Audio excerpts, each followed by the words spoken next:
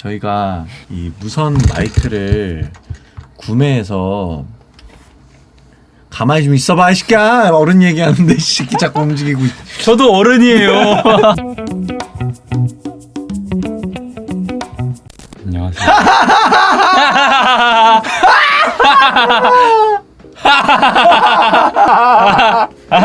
여러분 안녕하세요. 안녕하세요. 저희는 지금 두 번째 촬영입니다. 저희가 이 소니 마이크 무선 마이크를 사서 이제 녹음을 했습니다. 저희가 산 게 아니고 영남에 사줬습니다. 촬영을 1시간을 다 했는데 모니터를 해보니까 설정을 잘못해가지고 조졌어요, 한마디로. 그래서 다시 지금 재촬영을 합니다. 하지만 연습을 한 거죠. 더 힘찬 자세로 가보겠습니다. 여러분 화이팅! 저희는 이번 주에 굿윌 헌팅이라는 영화를 미스터 초이님이 추천해주신 굿윌 헌팅. 네. 이 영화는 흥미로운 사실이 있습니다. 네. 주인공이죠. 윌로 나오는 맷 데이먼과 친구 역할로 나오는 벤 애플렉 이렇게 두 분이서 각본을 했습니다. 아하. 심지어는 맷 데이먼의 첫 주연 영화라서 들었는데 네. 각본까지. 근데 이렇게 훌륭하게. 네이버 평점 10점이더라고요. 아 맞아요. 약간 중대 연영과 엘리트가 졸업과 동시에 첫 주연을 맡으면서 자기가 썼던 각본까지 내밀어버리는 그런 엘리트의 영화이지 않았나 그런 느낌이 들었고요. 또 이 영화에서는 그 유명한 웃음짤 맷 데이먼의 그 쉼없이 웃는 그 웃음짤이 나오는 영화로도 유명하죠. 그 장면을 보면서 저거는 진짜처럼 웃는다 막 이런 생각했었거든요. 근데 찾아보니까 상담하는 그 장면들은 다 로빈 윌리엄스의 애드립으로 이끌어갔다고 하더라고요. 그래서 안에 방구 끼는 얘기 막 하면서, 근데 저도 1차원적인 얘기 좋아하거든요. 똥, 방귀 막 이런 거. 나이 들어도 변할 수 없지. 엄청 웃겨, 그냥 이유 없이. 근데 그거를 애드립으로 쳐서 진짜 실제로 다 같이 빵 터져가지고 그렇게 웃는 거라고 하고, 그리고 또 그 장면이 카메라가 이렇게 흔들려요. 근데 그것도 카메라맨도 빵 터져가지고 이렇게 흔들린 거라고 하더라고요. 되게 재밌었다. 수학 천재 교수님이 나오시잖아요, 초반에. 권위가 있는 분이야, 수학 교수님이. 이제 그분이 칠판에다가 딱 문제 싹 써놓고 너네 중에 이거 풀 수 있는 놈 풀어라. 푸는 놈 보상을 내리마. 이러고 탁 문제를 던져놓는데 그걸 아무도 못 풀어요. 근데 그걸 윌이 풀게 돼요. 윌은 학생도 아니고 거기서 일하는 청소부인데 이 문제를 누가 풀었니? 요렇게 막 찾아다니면서 둘이 만나게 되고, 좀 반항심 가득하고 아픔이 있는 윌의 변화 스토리? 긍정적인 방향으로 향하는 변화 스토리. 요런 식으로 이해하시면 될 것 같은데요. 저는 영화 초반에 어쨌든 그 칠판에 그 문제를 써놓고 나와서 풀어보라고 하는 그런 경험들이 다 있잖아요. 요즘도 그런지 모르겠지만 저는 그거를 아주 불쾌했습니다. 어렸을 때. 당당히 나가서 내가 왜 풀어야 되는데요? 라고 하고 싶었어요. 왜냐하면 그건 양날의 검이거든요. 풀게 되면 자존감을 높여주는 일. 그렇죠. 엄청난 관심과 주목도를 받게 되고 스스로 성취감도 올라가고. 그치. 근데 몰라. 모르는데 불렀어. 그럼 최악의 하루를 30명 앞에서 조리 돌림. 근데 그 중에 반은 지도 몰라. 근데 기본적으로 일단 웃음거리가 된단 말이야. 그렇지. 나는 반이라도 가려고. 그렇지. 중간이라도 가려고. 가만히 있으려 했는데. 며칠이야? 16일이지. 18번 나와봐. 왜요? 그런 게 생각이 났었다. 그리고 로빈 윌리엄스가 저희 이제 죽은 시인의 사회에서도 현명하고 이상적인 교육자로 나오잖아요. 그치. 근데 이 작품에서도 거의 뭐 교육자 수준의 치유사죠. 그렇죠. 이제 여기선 치유사로 나와요. 좀 마치 키링 선생님의 미래를 보는 느낌이었어. 키링 선생님 이제 학위 더 따시고. 저도 극히 공감합니다. 전체적인 부분에서 말을 하고 싶은 부분이 한 가지 있다면은 이제 윌이 상처가 있죠. 그렇죠. 3번의 입양과 3번의 파양을 당한 어린 시절 기억이 있습니다. 너무 아팠겠죠. 근데 그런 기억 때문에 조금 탈선도 하게 되고 친구들이랑 어울려도 범상치 않은 일들만 저질러요. 누구를 패고 뭘 훔치고 거기에 막 영화 극 중에 막 전과가 다다다다닥 나오는데 이 새끼는 경찰도 패요. 아무튼 그 친구가 이제 사랑도 하게 되죠. 연애도. 그 여자친구 이름은 스카일라인데 스카일라랑 연애를 지속하다가 이제 스카일라가 자기의 본가가 있는 캘리포니아로 가죠. 근데 윌이 사는 곳은 동부입니다. 미국 최동부. 그리고 최서부 쪽이 캘리포니아인데 미국이 또 얼마나 큽니까? 그죠. 일반 그냥 상처 없는 미국인이 가자고 해도 잠깐만 기다려봐. 나 좀 생각 좀 한 달의 시간을 줘. 이럴 판인데 그 상처 많고 뭔가 두려움이 있는 윌한테는 얼마나 큰 너무 갑작스러웠어 또. 갑작스럽기도 했고 그러다 보니까 어떻게 보면 영린을 건든 거죠. 그러다 보니 아주 난리가 나. 윽박 지르고 뭐 막 벽치고 내가 갔는데 가보니까 내가 마음에 안 들면 나 거기서 또 버려지는 거야? 내가 뭐 싫어할 만한 게 뭐 있는데 막 이런 식으로 스카일라 물어보니까 나는 고하고 뭐 이 흉터 막 보여줘 하면서 막 되게 정상인의 범주로 보면 너무 아유 저 새끼 안 되겠다 이렇게 될 텐데 어떤 윌의 그 유년 시절의 어떤 아픔과 그런 것들을 보면 굉장히 그게 슬픈 장면이에요. 저는 전체적으로 봤을 때 그 대목이 제일 슬펐거든요. 내 것을 보여주지 않으려는 그 몸부림, 그 처연함, 그게 너무 슬펐고 그리고 그렇게 막 소리 지르는데 또 스카일라가 너 나 사랑하잖아. 너 나 사랑 안 해? 이러는데 거기서 또 맷 데이먼이 나 너 사랑 안 해. 응 안 해. 나 너랑 캘리포니아 안 갈 거고 나 너 사랑도 안 해. 이러고 그냥 막 뛰쳐나옵니다. 바지도 입다가 말고 나와가지고 막 길거리에서 막 절름발이처럼 저르면서 바지 입고 막 그걸 보는데 그게 어떻게 보면 약간 쟤 뭐냐? 아 진짜 뭐 같다 이렇게 생각할 수 있는데 그 모습마저도 너무 참 씁쓸함이 느껴지는 그걸 통해서 아 얘는 진짜 마음 깊은 곳에 정말 크게 상처가 있는 애구나. 쉽게 바뀌기 힘들겠고 그런 걸 느끼게 되는 그런 장면이었죠. 그 장면은 어떠셨나요? 그 이제 윌이 엄청나게 천재니까 수학 교수가 그걸 알아보고 이제 윌을 부정적인 늪에서 꺼내서 그 능력을 잘 사용할 수 있게끔 방향을 계속 틀어주잖아요. 최대한 좀 돈도 많이 벌고 안정적으로 살 수 있는 그 길을 향해서 막 돌리는데 자꾸 로빈 윌리엄스 그 교수님과 마찰이 생기잖아요. 그거에 대해서는 또 어떻게 보셨는지. 두 분 다 윌을 옳은 방향으로 이끌어주고 싶은 마음에 있어서 교육을 한 거잖아요. 두 사람이 교육을 함에 있어서 중요하게 생각하는 게 달랐던 것 같아요. 수학 교수님은 재능을 썩히지 않고 이걸로 빨리 성공하는 거. 빨리! 이 재능을 낭비하지 않는 거. 이게 제일 중요했던 것 같고 로빈 윌리엄스는 인성. 그게 갖춰지지 않으면 모든 게 필요 없다. 이런 입장이었던 것 같아서 상처를 치유하고 인성을 가꿔주는 그거를 주 목적으로 가져갔던 것 같아요. 저는 되게 후자 쪽에 가깝거든요. 근데 그렇게 봐. 굳이 비유를 하자면 능력은 좋은 차라고 생각해요. 뭐 람보르기니, 페라리, 포르쉐 막 빠르지 잘 나가지. 근데 도로가 우리나라 도로면 시잘데없거든. 오히려 사고만 나지. 그런 걸로 비유를 했을 때 나는 도로가 더 중요하다고 생각이 들었거든. 그러니까 나도 후자의 공감을 더해. 인성이 먼저 갖춰져야 활용도의 부분으로 봤을 때 더 좋지 않나. 옳은 방향으로 활용을 한다 이거죠. 그 능력을. 보기에 좋았더라 싶게끔. 또 생각에 잠기게 됐던 대목은 이제 윌은 그 학교 학생이 아니고 청소부다 보니 그 문제를 풀 수 있는데 청소부가 풀면 좀 그렇잖아요. 뭔가 창피하기도 하고 그래서 몰래 풉니다. 그러다가 이제 수학 교수님과 만나게 된 거고 근데 그런 것들을 보면서 사람들이 자기의 능력을 발현할 때 내 재능을 남들에게 보여주고 싶잖아요. 내가 뛰어난 부분에 대해서 근데 그거를 주저하는 사람의 어떤 유형들이 있어요. 그걸 보여줌으로 인해서 상대의 반응, 시선. 물론 내 재능을 펼치고 돌아오는 것을 모두 겸허히 받아들이는 사람도 있을 수 있죠. 하지만 저는 두려워하고 좀 더 조심스럽게 생각하는 사람들이 더 많다고 생각을 하거든요. 저도 그렇고 사실. 근데 이 영화를 보면서 조금 더 용기를 가지고 사실 못해도 어차피 내 인생인데. 그치. 어차피 내 인생 내가 사는 거고 보여주고 싶으면 한번 보여줄 수 있는 거고 뽐내고 싶으면 뽐낼 수 있는 건데 너무 주저하면서 내가 살진 않았나?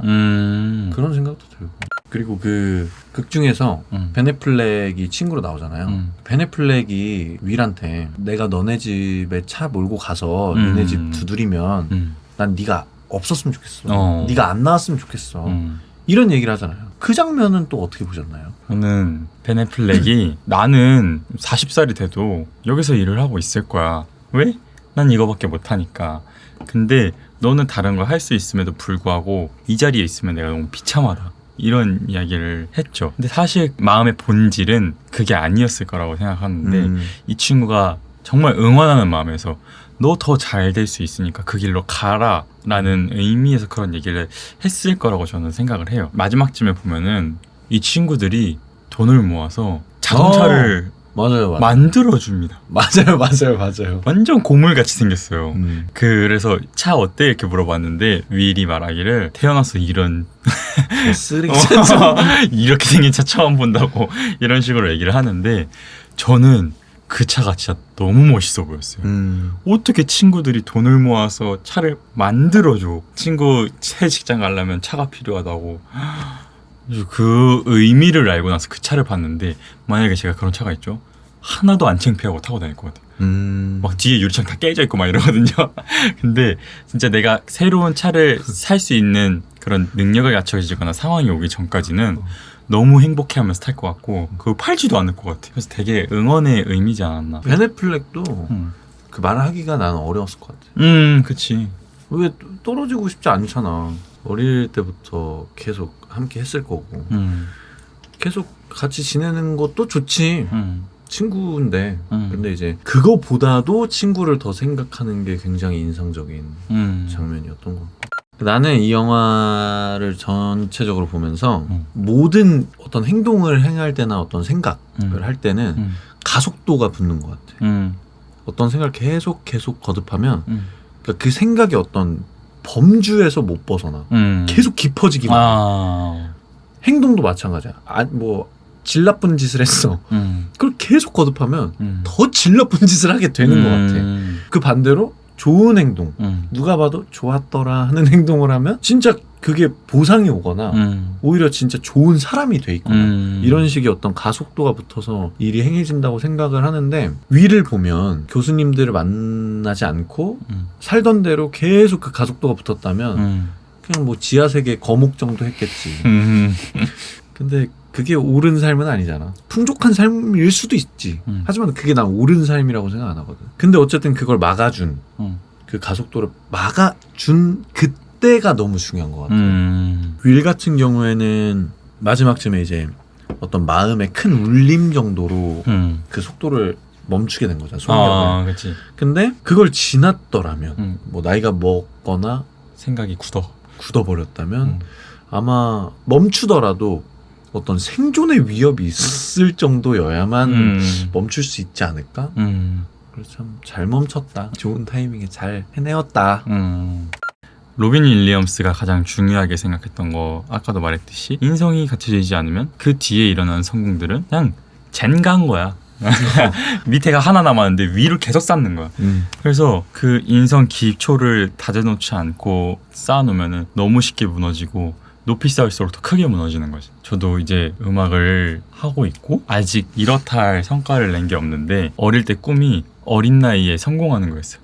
이른 나이에 성공. 그래서 주변 사람들 막 자랑스럽게 만들어주고 싶고 그랬었는데 그러지 못했죠. 허망한 느낌이 들기도 했었는데 살면서 제가 더 나은 사람이 되고 있다는 걸 느끼는 순간마다 이거 안 고치고 만약에 성공했으면 큰일 날 뻔했네.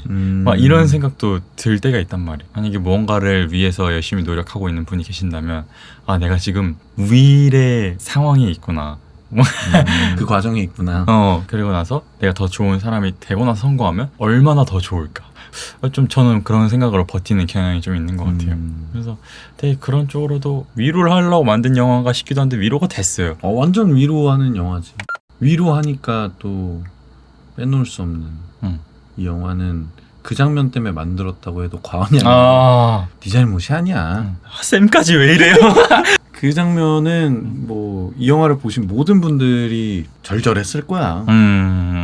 아무 곳에도 마음 두지 않았던 사람이잖아요. 마음 둘 곳을 딱 정해놓고 마음 뒀는데 만약에 이 사람이 또 떠나 내가 어릴 때 겪었던 트라우마를 또 상기시켜 그러면 또 얼마나 큰 상처를 입을까 싶어서 누구한테도 털어놓지 않고 마음 열지 않았었던 건데 이제 그 장면에서 결국에는 로빈 윌리엄스한테 마음 두죠. 껴안고 없지 않은 미안하다고 하잖아. 딱 안으면서 아는 놈이었어. 진짜 어릴 때 제가 학교에서 그런 적이 있어요. 그러니까 나쁜 마음에서 그런 건 아닌데 잘 못 어울리는 친구가 있었어요. 제가 그 친구한테 한번 같이 놀자 막 와라 막 이런 식으로 한 적이 있었어요. 근데 그걸 몰랐던 거지. 내가 친구라는 관계가 나는 뭔가 자유롭고 서로의 시간 존중해주고 막 그런 친구만 있는 줄 알았는데 온전히 자기와의 시간을 가져야 되는 그런 친구들도 있다라는 거를 그때 뭐 중학교 때였나 막 이랬으니까 잘 몰랐었어요. 그래서 그 친구한테 마음을 열게 만들어 놓고 제가 너무 바쁜 거예요. 그래서 그 친구한테 온전히 시간을 다 할애를 못한 거지. 그래서 그 친구가 한번 상처를 받았던 기억이 있거든요. 그때 들었던 생각이 뭐였냐면 평생 책임져줄 자신 없으면 노크도 하면 안 돼. 안 되는 건가? 안 되는 건가? 아직 이 생각은 확실히 정립은 된 건 아닌데 한 번 그렇게 누군가의 마음에 대해서 노크를 할 때는 진짜 신중해야 되겠구나라는 생각은 있어요.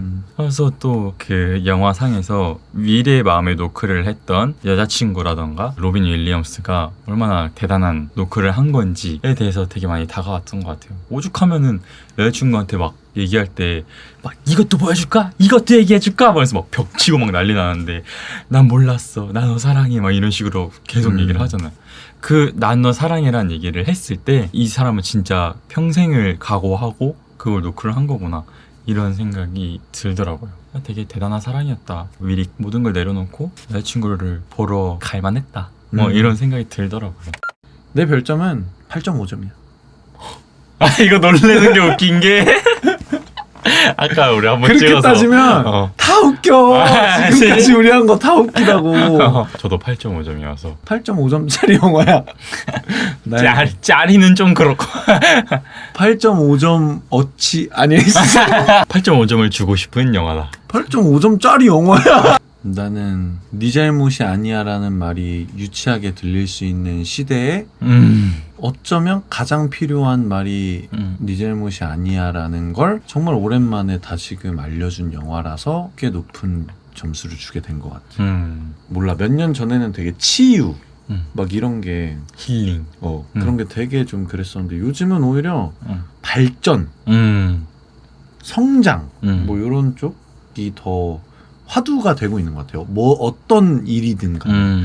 근데 그게 계속되다 보면 반드시 또 그 시대가 오거든. 그치. 치유가 필요하고 힐링이 필요하고 소외된 자를 챙겨야 되고 이런 시대가 와. 근데 어쨌든 이 영화는 지금 봐도 좋고 그때 봐도 좋을 그런 영화라고 그쵸. 생각이 들었어. 이거 추천해 주신 분 다시 한번 감사드립니다. 오늘은 그냥 제 마음대로 하는 건데요. 오늘은 재원이가 마지막에 노래 부르면서 끝낼 거예요. 명대사 대신에 윌 헌팅한테 꼭 추천해주고 싶은 음악을 불러주고 싶은 윌의 여자친구 스카일라가 아마 가장 해주고 싶은 말이 아닐까. 쉽게 성공될 수 있는 일이 아니라고 해서 우리가 그걸 시도하지 말란 법은 없어. 윌의 마음의 상처를 치유하는 일이 쉽지 않은 일이라도 시도하지 말란 법은 없어. Just because it won't come easily, it doesn't mean we shouldn't try. Just because it won't come easily, it doesn't mean we shouldn't try.